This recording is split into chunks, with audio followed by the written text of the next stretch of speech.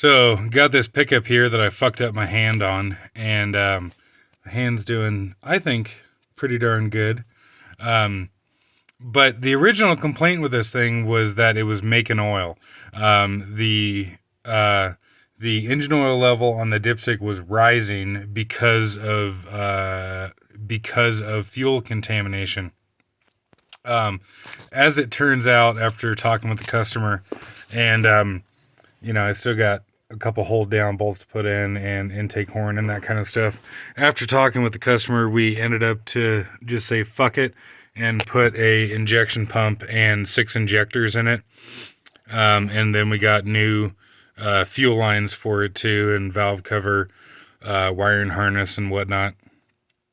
But we had never like really 100% diagnosed what the issue was, but just considering the mileage on the pickup and the fact that we were making oil, and that the customer just chose to, essentially we put, like I said, injectors and injection pump in it. But I really wanted to be able to properly diagnose what was causing the cross contamination.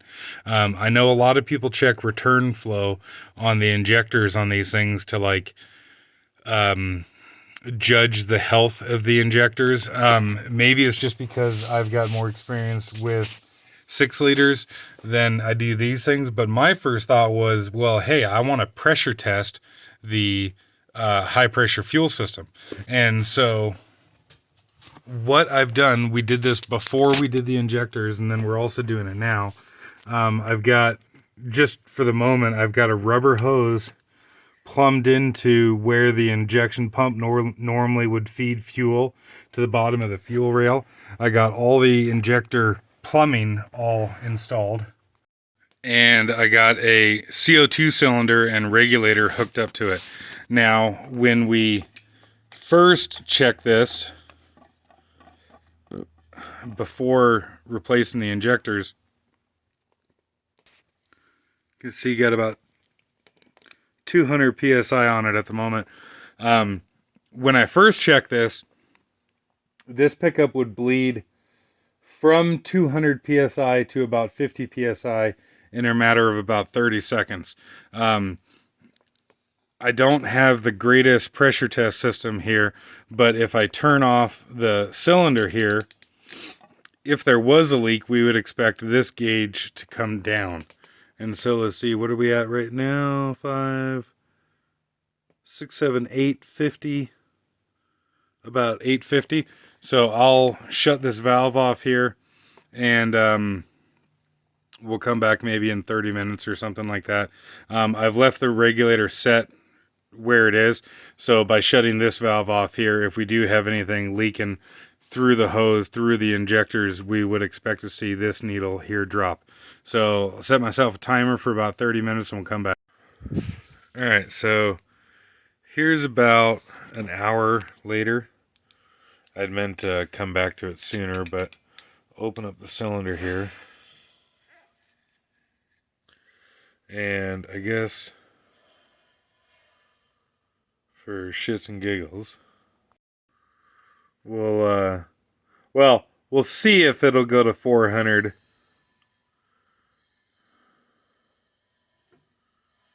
Oh, no, it won't.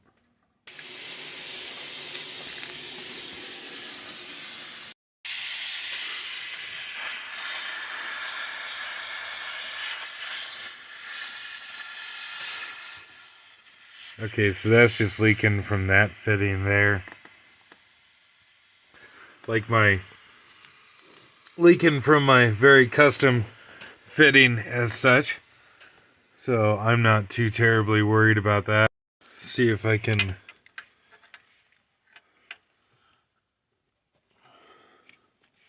well, looks like it is holding. But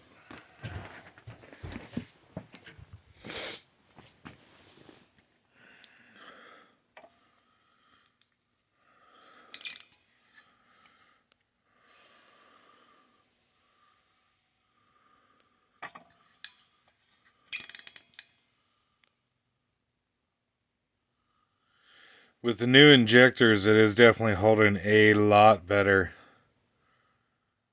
than it was before. And I'd like to get a more proper setup for this. But in my opinion, that is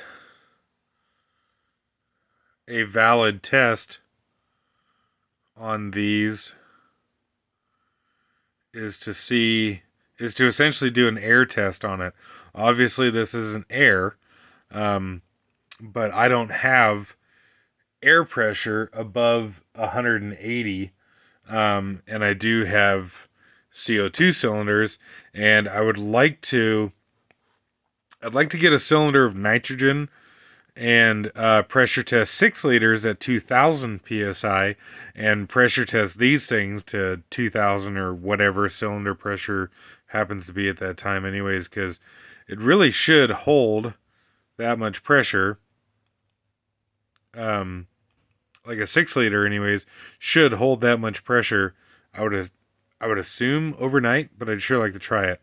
But I wish that we got a comparison with the original injectors that were in this thing, but it would have bled this off completely by now already, even just in the time that I got the video going on here. So very nice to see how it's doing now with the new set of injectors.